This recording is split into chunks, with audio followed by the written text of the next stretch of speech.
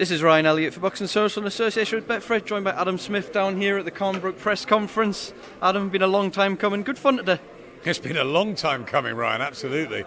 I think I first met Kel when he was about 10 in Eubank, when he walked on his hands. Brendan said, look, you've got to look out for this kid. Amir as well, obviously a long time. And the feud, the simmering rivalry has been well documented. It's a fight that's just been in the pot for so many years. And I'm just delighted that it's finally happening. I've got to pinch myself a little bit when I was sitting up there and actually saw the two of them. They've been fantastic fighters for British boxing. They're still the two best British welterweights, and I think they deserve it. We deserve it. The fans deserve it. Everybody deserves it. And it's going to be a great grudge fight. It's going to have everything on fight week. And I think it's going to be an absolute cracker of a battle, because neither of them can lose this. None of them want to lose it, but neither of them really can, for the sort of bragging rights and the machismo and everything else that goes with this fight. And I also think that no one knows who's going to win. You don't know, I don't know, and I don't really think, despite what they say up there on the dais, the fighters deep down, when they put their head on the pillow at night, know. They're going to find out soon, we all are.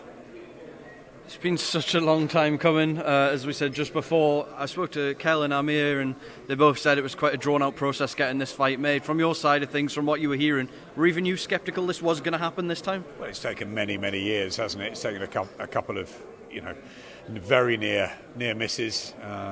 There's been obviously Frank and Eddie. Everybody sort of had them and had their opportunities, but we were very close. I remember with Eddie when we were at Sheffield United and one of Kel's fights, and very close to doing it. And then I got a call from Shah saying that Amir's going to go and fight Canelo, and it went away. And I thought that was the chance. But look, it's happening now.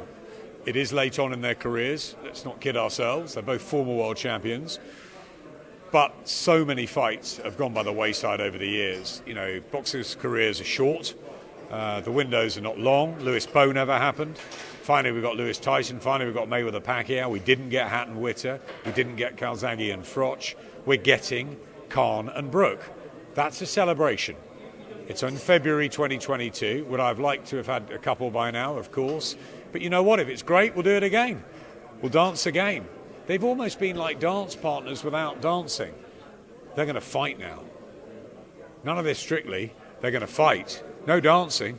No dance partners. They're fighting. And they cannot wait for it. The two of them are fueled by a burning passion to beat the other. Their families are, their friends are, and all the fight fans are split. Khan or Brook, Brook or Khan. No one can predict the definitive outcome. No one knows how the fight's going to unfold. But what we do know is that people are going to watch this. And they should do, because we've all been waiting such a long time for it to happen. So today is a celebration, and it's congratulations to Team Khan, to Team Brook, to Boxer, to everybody involved in this deal. It was difficult. There were times where I thought, I'm not sure. And I sort of stood back a little bit. I didn't get involved in the commercials, the financials. I stood back because I know the fighters well, and it was almost like I had Kel calling me, I had Amir calling me. I think there was a lot of frustration because these two want to get it on. And now they're looking at each other in the eye, and the fight's made.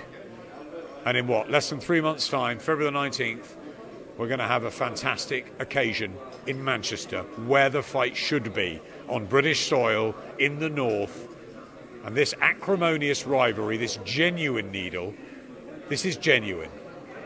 Nothing fake about the fact that they don't like each other. But they're going to find out in the ring who's better.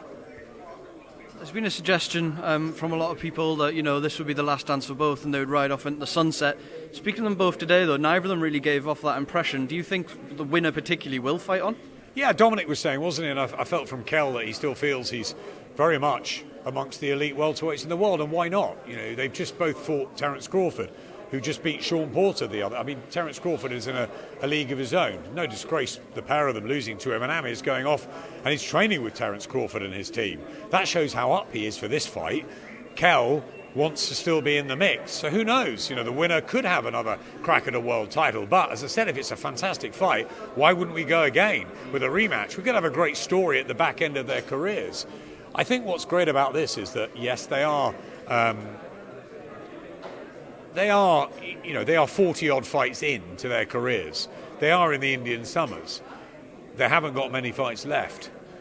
So thankfully it's made. That brings an air of vulnerability. That brings the power's still there. That brings how much speed is still there for Khan, how much resistance, how much toughness still there from Kell. I mean, he's been through a lot as well with the eye injuries, and Amir's been on top of the world, they're knocked out. They've both had their ups and downs, but what they've both been is two fantastic fighters for British boxing. They deserve this fight. They needed it to find out who is the better man, and we need it as fight fans to get a resolution to one of the biggest talking points around our sport. In the pubs, on the streets, who wins? Is it Khan or is it Brook? And if you go down the street, it's 50-50. So we'll find out. Just to pick that back up, I had some media obligations there. Adam, I haven't seen a price point for this fight yet. We know it's going to be on Sky Box Office. Have you heard any more than me? Not at this juncture. I've been too busy sort of getting involved in finalising everything, getting it across the line. So I'm sure we'll let everyone know in due course. But it's Sky Sports Box Office on February the 19th. That's what I do know. Adam, I was speaking to George Groves before the press conference started. He's been here in these big fights. You think of De Gale, you think of Froch, where there is a bit of rivalry. And he said to me it is difficult to put that aside. How do they do that when they get in that atmosphere in Manchester? It's absolutely electric. I was delighted that George came down. I also wanted Carl to come today, but he couldn't make it. Look, they are two people that are going to be talked to a lot in the build-up for Khan-Brook, because they had that. They genuinely hated each other. And now, even though they're doing this tour together and they're civilised with each other, they're never going to be best buddies. They're just so different. I think Amir and Kell probably similar. They lead very different lives. But yeah, they're going to have to decide whether it is fueled by anger, hatred, personal bitterness, or whether they're going to go back to what they know best, which is the art of boxing, the art of pugilism. And they're both extremely good at it. So, as I said, will tactics go out the window? It's all in the pot, isn't it? It's a fascinating one to see how both handle the build-up and how both deal with the fight week and the last sort of 48 hours and the scales and all of that, and obviously the walk into the ring of the night itself. And it's I just can't wait. Eubank-Williams got a new date. Obviously, there was a bit of uncertainty, a bit of silence, rumours that Liam Williams was injured. Bit of a relief to now get that new date penciled in, knowing we are going ahead.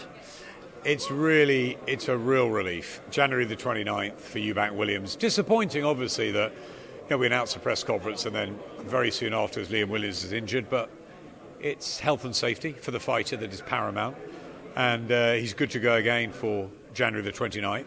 So we have to wait a bit longer. It's another tense battle, that, isn't it? And also the Lions Den of Wales. So we're going again in Cardiff, January the 29th. Then we've got this in Manchester, Khan-Brook, February the 19th. And then February 26th, it's Scotland for Josh Taylor and Jack Catterall. So a mouth-watering start to the year. So in a way, disappointed that it's not a pre-Christmas cracker, but we'll have a nice Christmas, and then we're going to have a fantastic start to the new year with a wonderful month of boxing from Sky. Right, Adam, bit of a cue foreman. Thank you for speaking to Boxing Social. See you on February 19th. Cheers.